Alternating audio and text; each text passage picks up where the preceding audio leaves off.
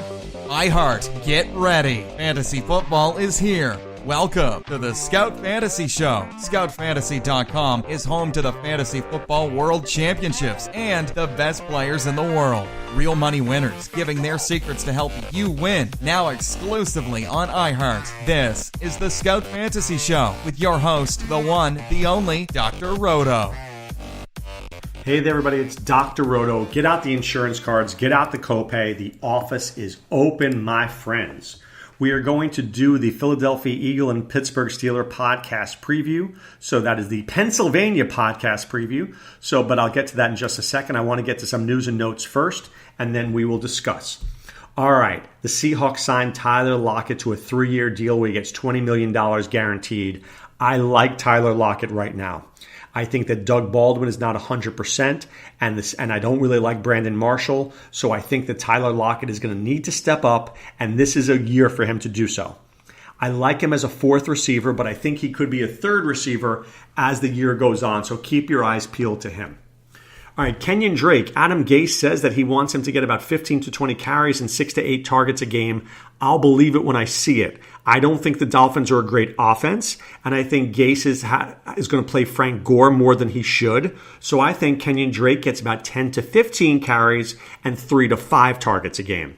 I still like Kenyon Drake, but I don't see me drafting Kenyon Drake. I don't trust Kenyon Drake. All right, Le'Veon Bell. There's a report out there that this guy's not going to sign. Those reports are erroneous. He's got 14 million reasons to sign. And then he's got 21 million reasons next year to sign because he's going to be their franchise tag player and he needs to play so he can build the year so he can finally get out with free agency. So Bell is playing. If he doesn't play, he sacrifices a year, which would be the biggest mistake of his life. So don't worry about that. He is going to play. Now, where would I draft Le'Veon Bell? That's a good question. If I'm drafting number 2, I may or may not take him. I could take Kamara, I could take David Johnson, I could take Saquon Barkley. But I'm certainly taking him in the top 5. Absolutely taking him in the top 5. I think it's a big mistake not to do that. I'll just cover him with James Conner later in the draft. But I am 100% taking him. All right, other news and notes. Jerick McKinnon is back in practice, but he's not 100%. George Kittle back in practice, still not 100%. They won't play this weekend, but they are returning. Adam Thielen left practice with a leg injury, but the team said that he should be okay, so don't worry.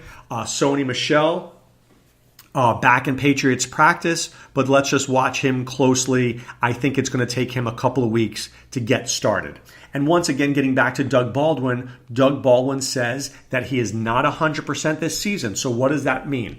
I think that he's going to be about 85 to 90% this season. But let me ask you this question. Tell me the NFL player who's 100% during the season. Almost none of these guys are. So I wouldn't panic about that. I think he'll be just fine. That said, I'm not taking him in round 2, and I'm probably not taking him in round 3. I will entertain it in round 4, but I really would take him for sure in round 5. But let's see how that goes as we move forward. Okay. Let's talk about the Philadelphia Eagles podcast preview. I'll do the Eagles, then I'll do the Steelers. So let's start with the Eagles, and it all begins with Carson Wentz. I was very lucky last year. I drafted Wentz in an online championship, and it got me to 2nd place overall, even though I had to go with DeShone Kizer the last 3 weeks. I didn't have Nick Foles. I should have. It was my mistake. I came in 2nd place overall, and I do question if Wentz had been there for the whole year, would I have won? Maybe, maybe not. I would have liked to have seen that. That would have been pretty cool to be first in the online championship. As for Wentz this year, I'm not playing him, and I'm not intending to draft him. It's a 9-month injury, and I don't think he's going to be back week 1. So let me take a look at the schedule here. And when I look at the schedule, I see that week 1 is Atlanta at home. And then all of a sudden it's Tampa Bay week 2 at Tampa Bay. Week 3, they're home for Indianapolis. Indianapolis has a very poor defense. That is the perfect week for him to play. That is the perfect week for him to play. So I would think that I want to use Carson Wentz if I'm the Eagles in week 3, not before then, okay? So what do I do with Nick Foles? If I have Carson Wentz, I want Nick Foles. But I don't want Nick Foles on his own because I don't think he plays more than a couple of games. But I do want I want Nick Foles if I have Carson Wentz. I said to you before, I'm not drafting Carson Wentz. I agree with that. I don't trust the mobility. I don't know how he's going to react to when he gets hit again. I just don't know, and I don't feel comfortable with it, so I'm going to stay away. I'm also going to stay away from Jay Ajayi. It's not that I don't like Jay Ajayi. I think he's a great running back, and I liked him from the time that he was at Boise State. I'm staying away from Jay Ajayi because he's going to cost me a 4th-round pick, and he's not getting 4th-round carries. I want my guy to touch the football. And I don't think Jay Ajayi touches the football enough. So is he a good player? Sure, he's a good player. Is he going to touch the football enough to merit being a 4th-round pick? I don't think so. But Corey Clement, I think, is worth a 10th or 11th round pick because this guy's going to see 100 carries. This guy's going to see 40 or 50 receptions. So because he's going to be involved, that to me is worth a 10th or 11th round pick, whereas I don't think Ajayi is worth a 4th. Much rather have Clement in 11 than Ajayi in 4. Darren Sproles, Wendell Smallwood, no interest. Maybe Sproles if your league has return yards. Otherwise, I'm not interested. Okay, Alshon Jeffrey is going to miss the first 2 weeks of action. At least. So I'm going to say this to you. Here's what I'm going to say. First of all, I think that Nelson Aguilar moves up big time. Moves up big time. Okay? So I think this guy could be a 1,000-yard receiver, 8-9 touchdowns as early as this year. I think Mike Wallace will have a good first month. I don't think Wallace is a guy that can do it all season, but he might be able to play well until Jeffrey returns. I think they don't want to put Jeffrey back on the PUP list because if he goes on the PUP list, he's going to be out for a long length of time, and they don't want that to happen. So they want him to come back in week 3, but I think Wallace is a good player to get for the first month of the season. Okay. There's Mac Hollins as well, but nobody else really. It's Jeffrey, Aguilar, and Wallace. Aguilar for sure I like. Wallace I'll draft. And Hollins, whatever you want there. Maybe in a best ball league. But let's get to Zach Ertz and Dallas Goedert. So Zach Ertz, I want to personally thank him for being great because last year he won me a boatload of cash. I drafted Zach Ertz in round 7 of every league, and he was terrific, okay? That said, I want no part of him this year because I'm not paying 3rd-round value for a guy who's not a 3rd-round player. Now, in a Beat Dr. Roto league that I did recently, I took Ertz in round 5. If I can get Zach Ertz in round 5, I'm in. If I can't get him in 5, I'm out. Okay? I'm not taking him in 3. I'm not taking him in 4. You want to take him in 4? I'm not going to kill you for it. I'm not going to blast you on a podcast for it. I just won't do it myself. But I can see it. You take him in 3, I'm lighting you up like a Christmas tree, and I'm telling you that right now. I think with Alshon Jeffrey out, you're going to see more 2 tight end sets, and I think Dallas Goedert is very sneaky. I think this is a guy who on his own can get 30 catches and maybe 4 or 5 touchdowns. But if Zach Ertz was to be out, let's move this guy way up. I think this guy could get 50 catches and 7 or 8 touchdowns. So I really like Goedert. I think he's better than Trey Burton, and Trey Burton is now with the Bears. So I think he will do a better job this year than Burton did last year. That's how much I like him. All right, the kicker is Jake Elliott, very strong kicker. I have no problem using him. You want to draft him? You have my blessing. Okay, let's turn our attention to the Pittsburgh Steelers, and it begins with Big Ben Roethlisberger. Now, I recently just busted on my friend Joe Barbosa there on the recent podcast because he took Ben as the 6th quarterback overall in a recent Beat Dr. Roto league. Now, look, I just wouldn't take Ben 6 overall, but I do believe he is certainly a guy I want to draft, and he's certainly on my draft radar. So that's the best compliment I can give Roethlisberger. I just don't know whether or not he's my number 1. But if you want to play Ben Roethlisberger at home and match him up with somebody on the road, I have no problem with you doing that.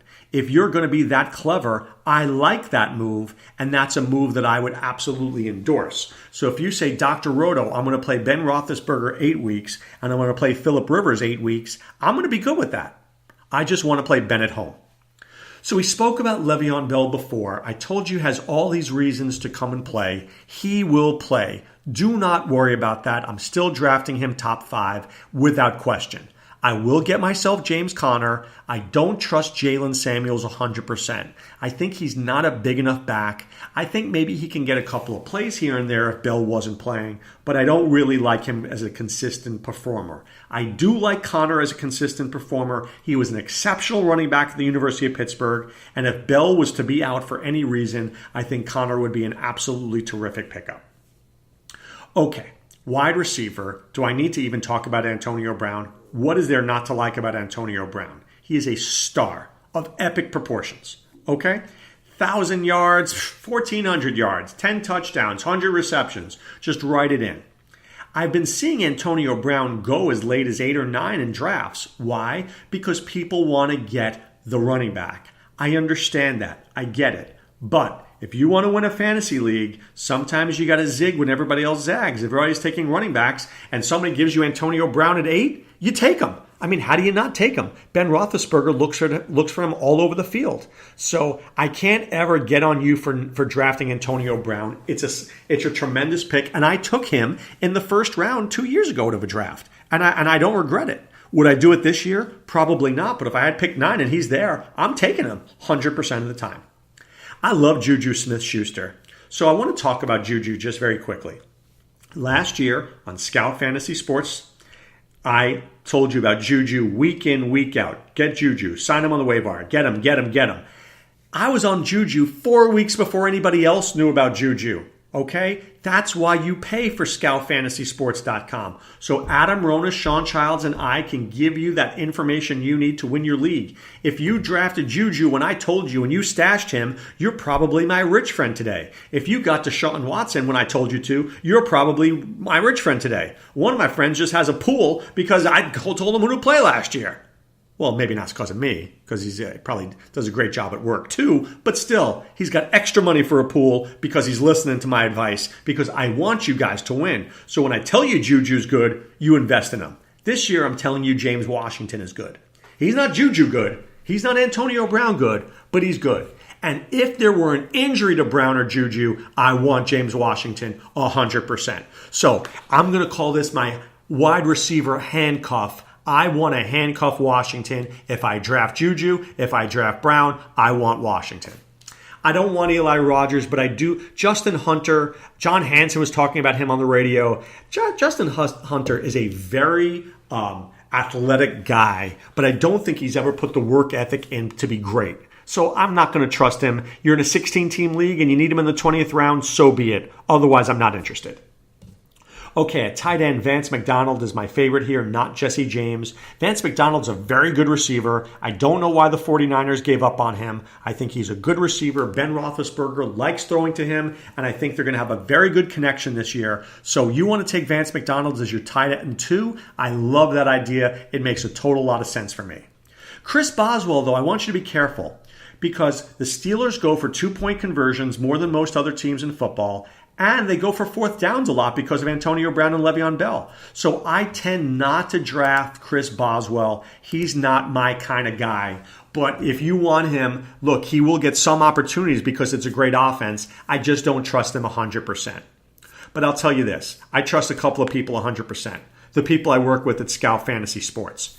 Enter the promo code ROTO1. ROTO1 will give you a free month. Sign up now. Secondly, ScoutDFS.com. I'm talking to my man, Willie Walls. We're going to be doing podcasts this year, talking football. Nobody brings the info like Willie Walls. I'm really excited about doing that with Willie and bringing that to ScoutDFS.com. That's going to be outstanding. Okay? And of course, you want to play in our contests? PlayFFWC.com. That's PlayFFWC.com. Go there right now. There's a Beat Dr. Roto draft on Friday at 10 p.m. Get in that. There's plenty of drafts over the next 2 weeks. Be part of what we're doing at Scout Fantasy Sports and PlayFFWC.com. We offer the best payouts, an easy-to-use draft room, great customer service. I love the rules. There's nothing I don't like, so please be part of what we're doing. But right now it's time to put away the insurance cards, put away the copay. The office is closed, my friends. Back with more tomorrow. This is Dr. Roto saying be well and take care.